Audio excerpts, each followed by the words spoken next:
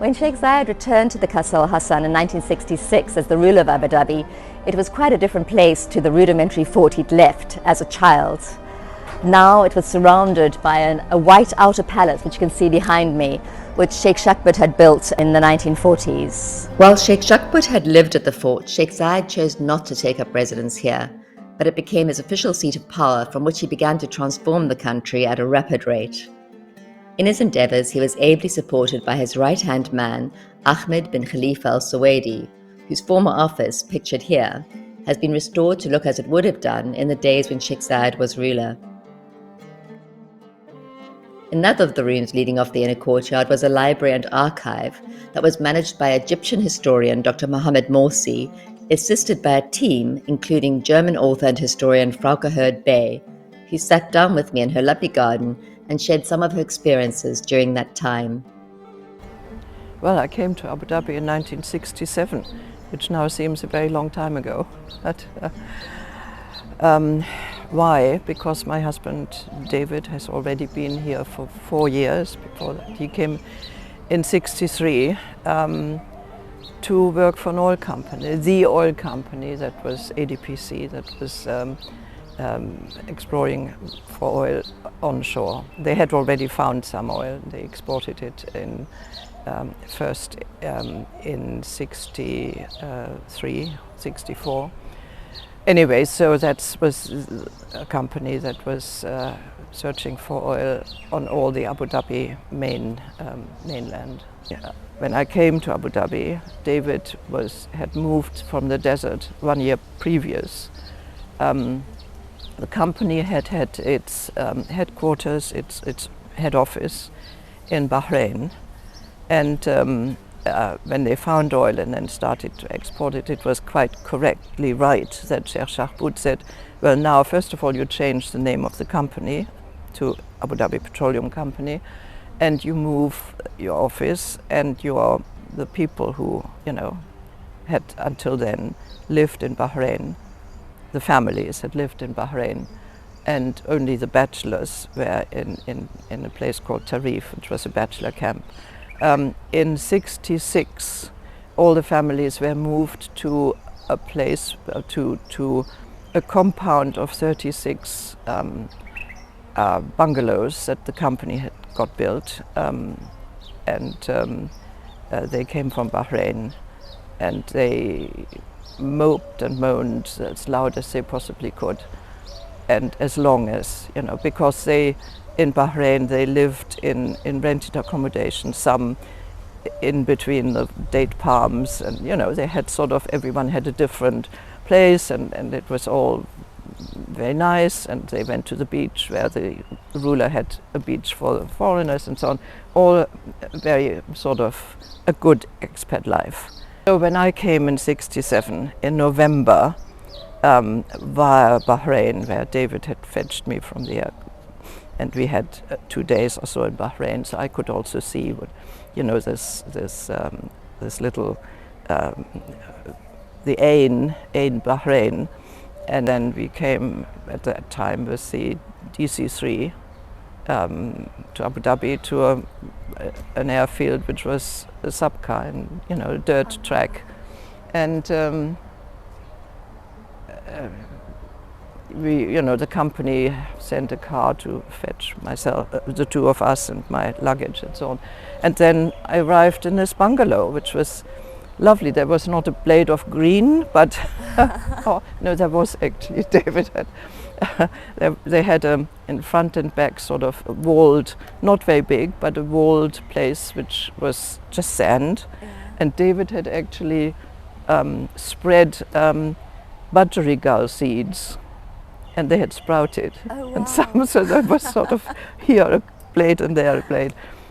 Anyway, that was a nice touch. But well, I wanted to, having just written a PhD in social history, that was my interest, but European, German social history, and when I won't go into the details what the political side of things, but when I saw that this part of the world was suddenly becoming very a focus for politicians in London.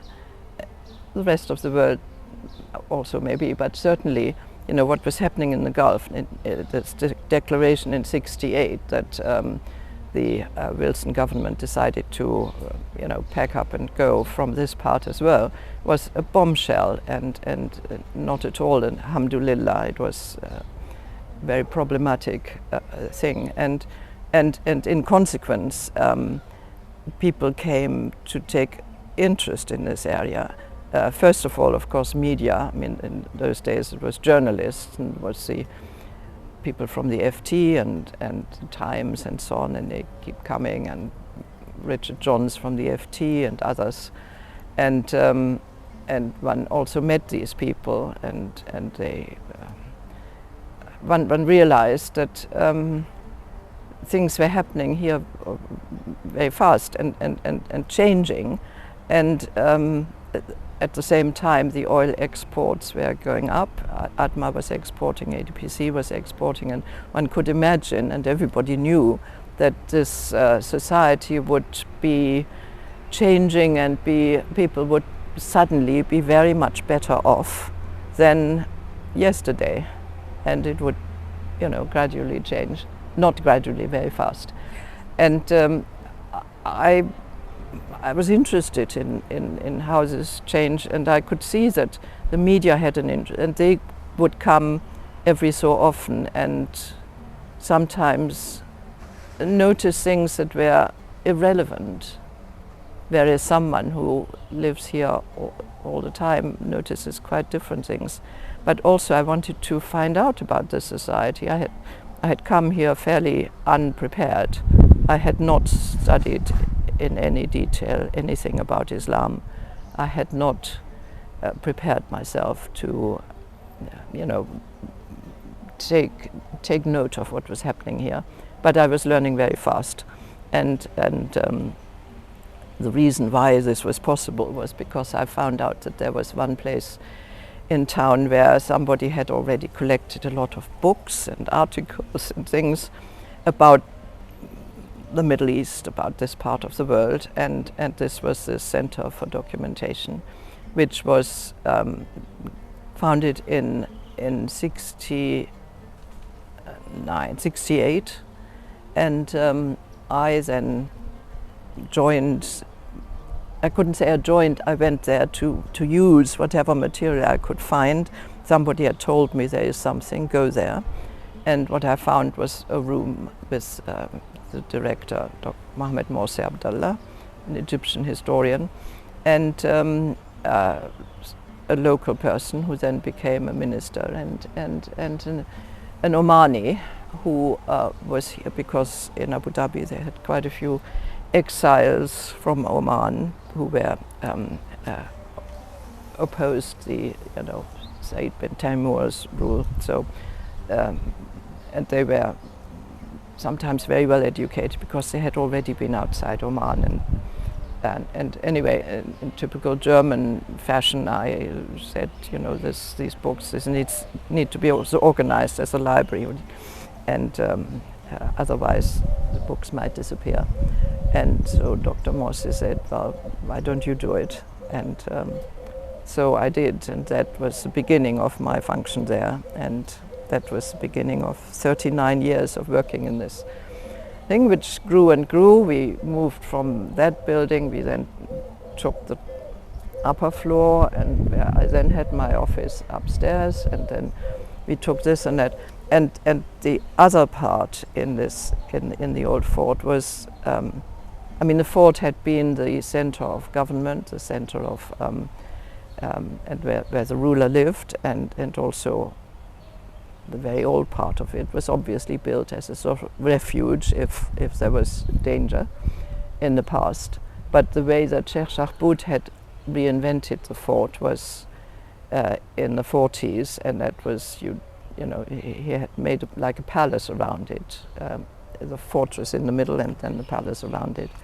And so slowly but surely things were renovated, and it was a long affair of the different renovations. And in 2018 it actually was opened as a museum. So Wow. 20 years of fixing it, but never mind. It is a very complicated building because it had so many different phases of being built, and then restoration was restoring back to what?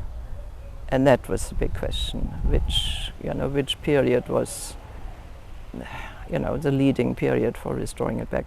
At one point, did I meet Sheikh Zayed? Well, as I said, the old fort was the center of government, and Sheikh Zayed never lived there. He didn't re-establish or didn't move in where Sheikh Shahboud had moved out.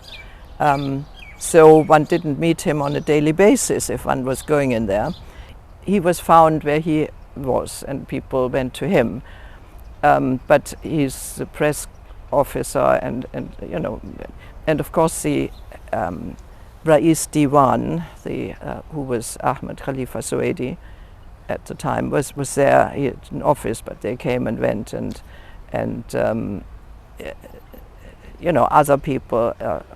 Abdurrahim Mahmoud from Bahrain and other people had their offices there, and also in part of the old original fort, which was then restored or refunctions, I think one should say, for offices.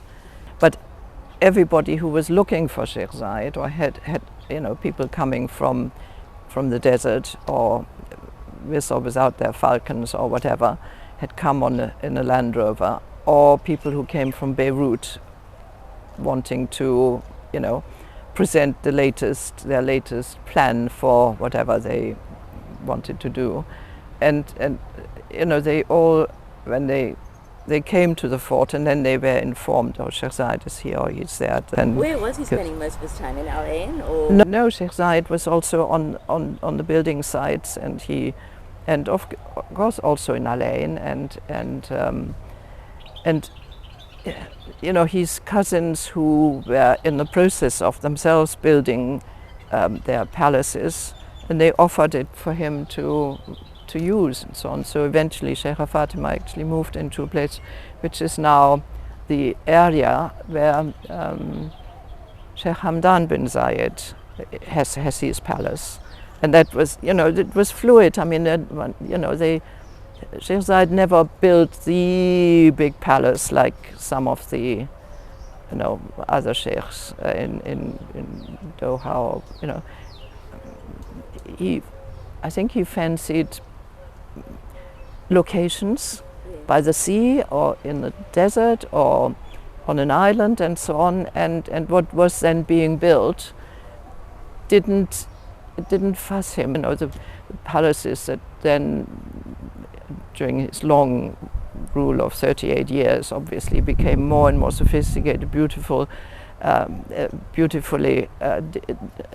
decor, and that the mosque then was what it became, was obviously also in his name and in his wish. But it didn't fuss him.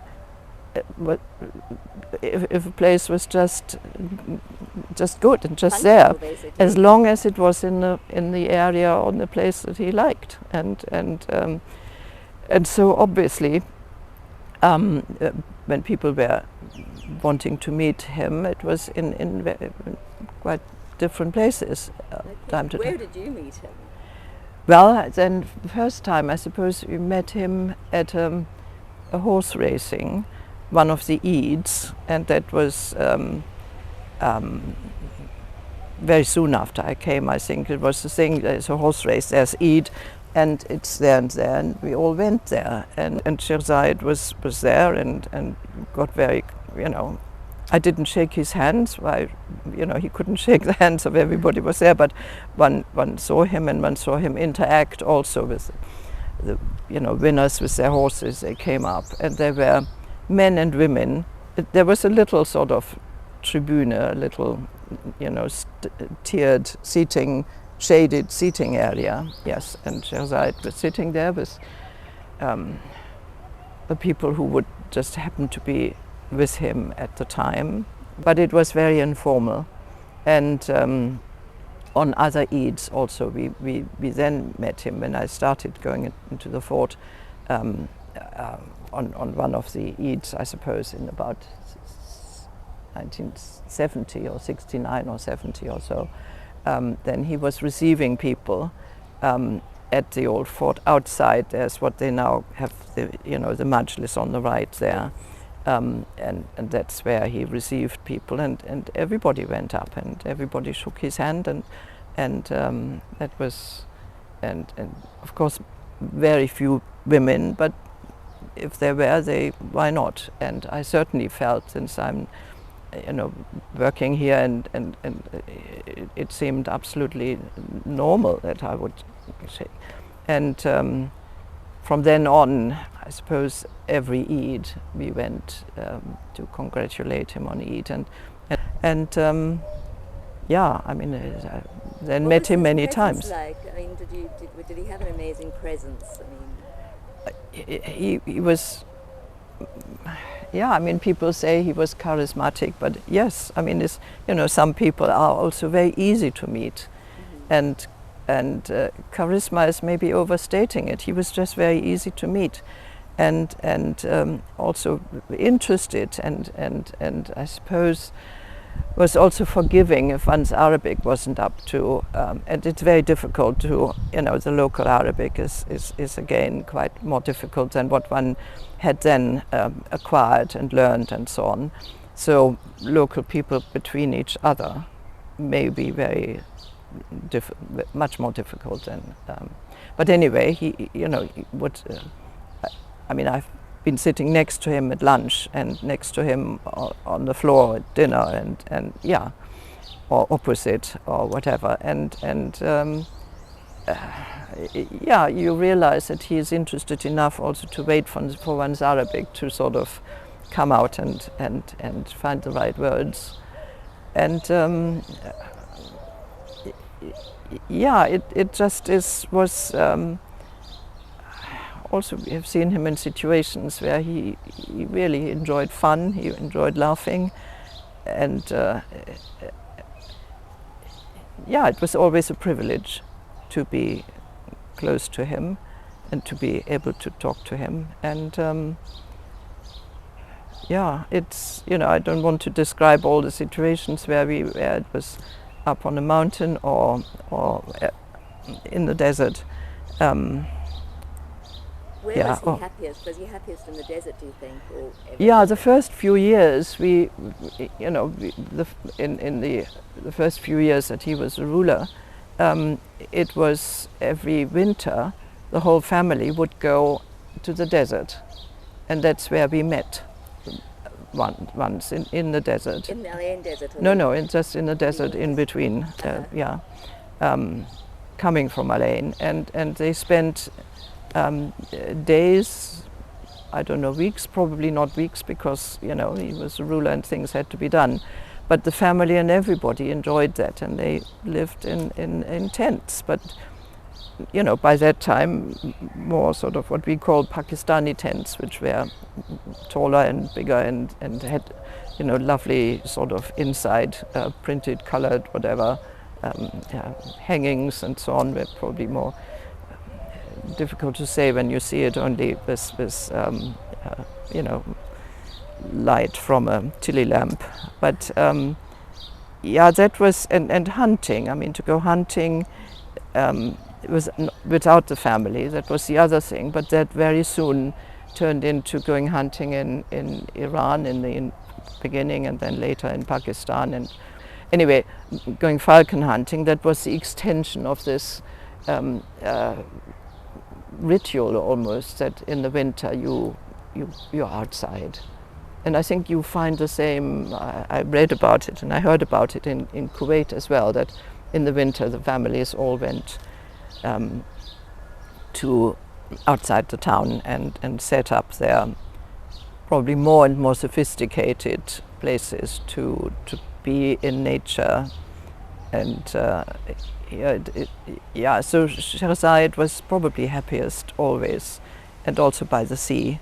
But he wasn't someone for, Sheikh Zayed actually had a yacht, Shuja, and that was, I think, probably used a few times, but Sheikh Zayed, the yacht was there and it was government, whatever, but I don't think that Sheikh Zayed was bothered with going round in a yacht.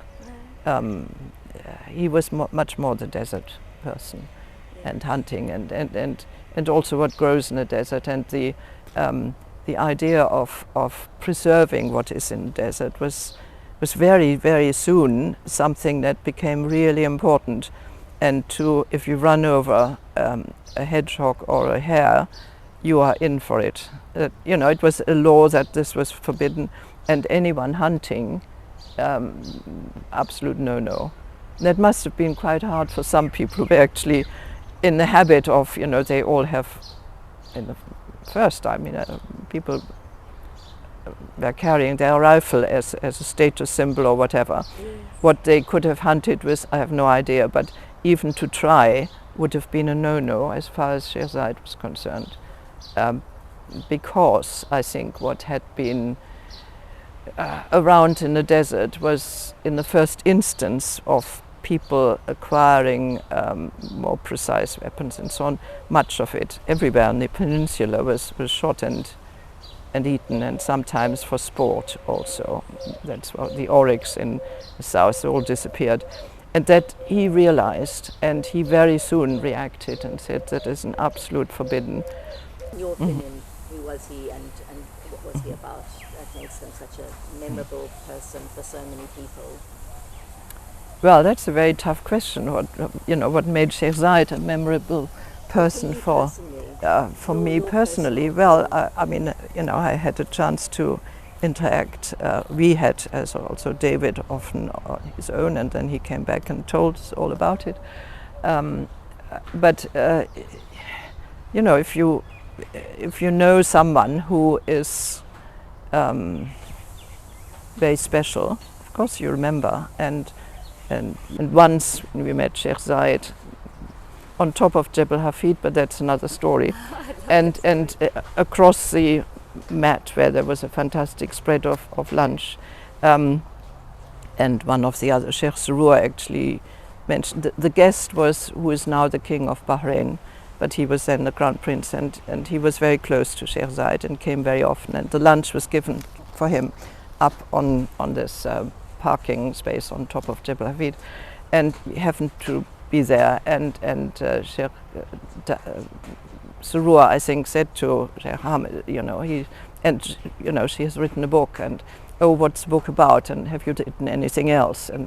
And so I said, yeah, I have, for instance, written a book, which was the first thing in print, I think, for more publication in print about the GCC, but it's in German and published in Bonn, and nobody here knows about it. But I had, and then they asked about this book, about what did you find, why is it GCC? Because I found that my main thing was that the GCC should not be discredited from the start as it was in the beginning. These Arab federations or pseudo-federations, they all fall flat, and they did, all of them.